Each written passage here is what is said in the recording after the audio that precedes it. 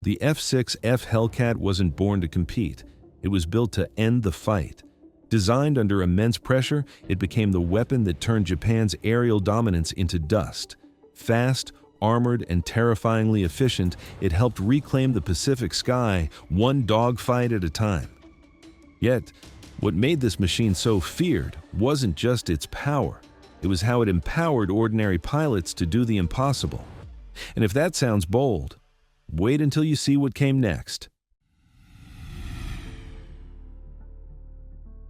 In 1942, America's naval air power was hanging by a thread. The Japanese Zero ruled the Pacific, faster, lighter, and deadlier than anything the U.S. had. Early American fighters like the Wildcat were outdated, slow to climb, and easy targets in the hands of Japan's skilled pilots. The Navy needed a miracle, and they needed it fast. That miracle came from the Grumman Aircraft Engineering Corporation. Tasked with creating a fighter that could survive brutal carrier warfare and outperform the Zero, Grumman engineers got to work with urgency few could imagine. They studied every scrap of intelligence, even a captured Zero, dissecting its strengths and exploiting its weaknesses. The result was the F6F Hellcat, a plane that traded elegance for resilience, finesse for raw power. Its massive Pratt & Whitney R2800 engine gave it blistering speed and climb rates. Its rugged armor and self-sealing fuel tanks meant pilots could take hits and still make it home, a luxury Japanese pilots rarely had.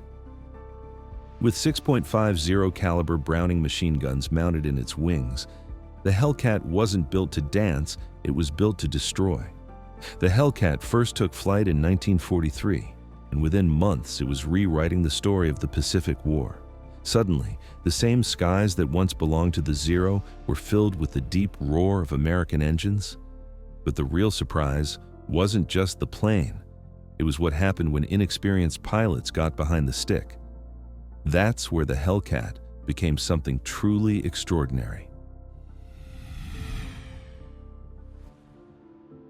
The F6F Hellcat was more than a fighter, it was a teacher.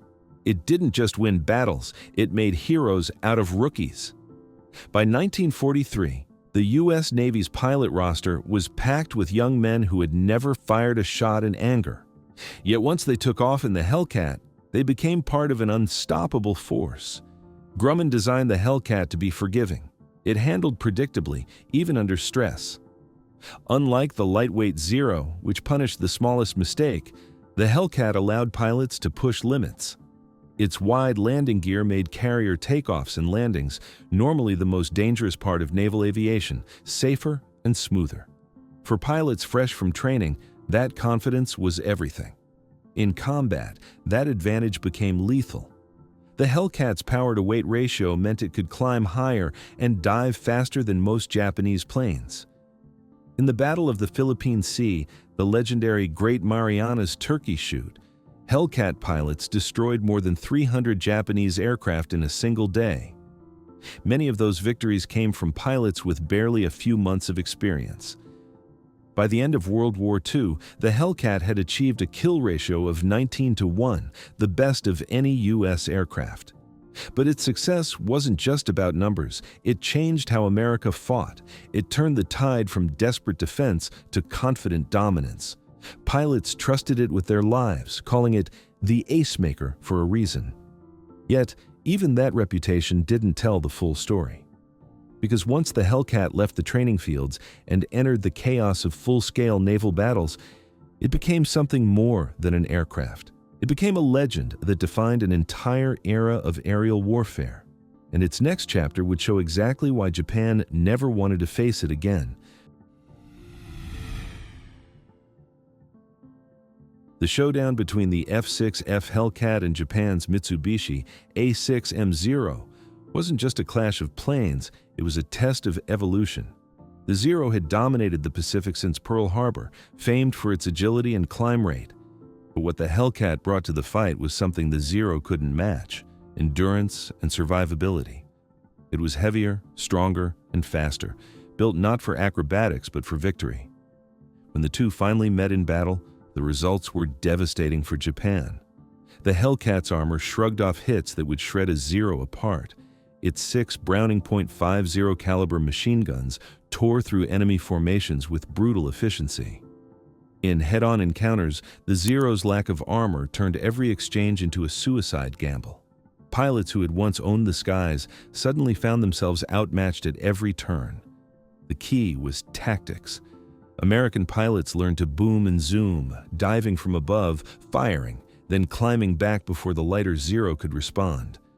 The Hellcat's superior roll rate and high-speed stability meant it could dictate the fight on its terms. Japanese aces, trained for dogfights based on maneuverability, couldn't adapt fast enough. By mid-1944, the Zero's reign was over. The Hellcat had achieved total air superiority, decimating Japan's veteran squadrons and leaving new recruits with little training or hope. The Pacific became Hellcat territory, and Japanese airfields turned into graveyards of burned-out Zeros. But perhaps the most impressive feat wasn't just its dominance, it was how effortlessly it maintained it. The Hellcat didn't need perfect conditions or elite pilots. It made victory predictable, reliable, and industrial. And when the war's deadliest naval clashes arrived, this beast would prove that supremacy in the sky was only half the story. If the Pacific Ocean was the battlefield, aircraft carriers were the kingdoms, and the Hellcat was their crown jewel.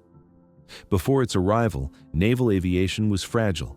Carrier-based planes were prone to crashes and mechanical failures.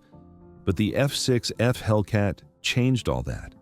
It was built specifically for the punishing conditions of carrier warfare, with wide landing gear, reinforced wings, and unmatched engine reliability. Its design made it both powerful and practical. A carrier could launch dozens of Hellcats within minutes, forming air groups that could defend fleets or strike enemy bases far beyond visual range. Maintenance crews loved it, parts were accessible, repairs were quick, and reliability was legendary.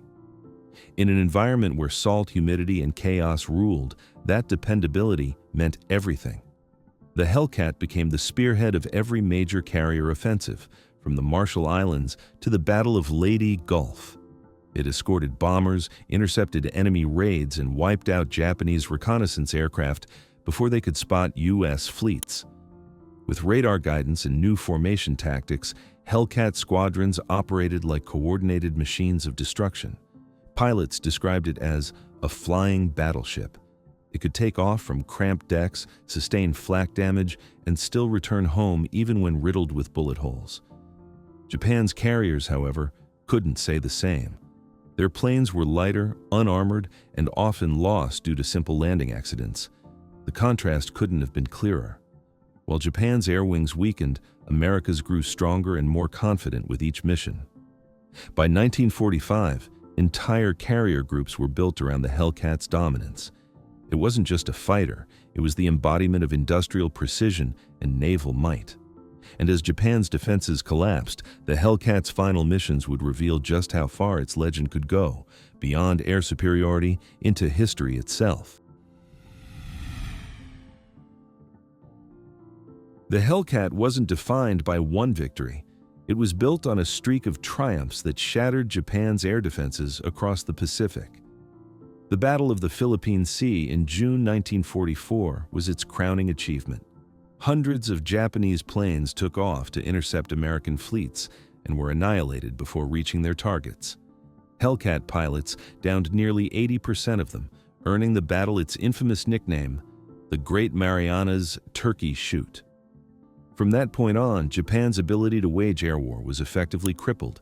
The Hellcat led strikes over Iwo Jima, Okinawa, and Formosa, dominating skies that had once seemed untouchable. It even went head-to-head with Japan's new Kawanishi N-1K and Nakajima Ki-84, faster, more advanced planes on paper, but experience and superior U.S. training always tipped the scales. Every mission revealed another layer of its genius.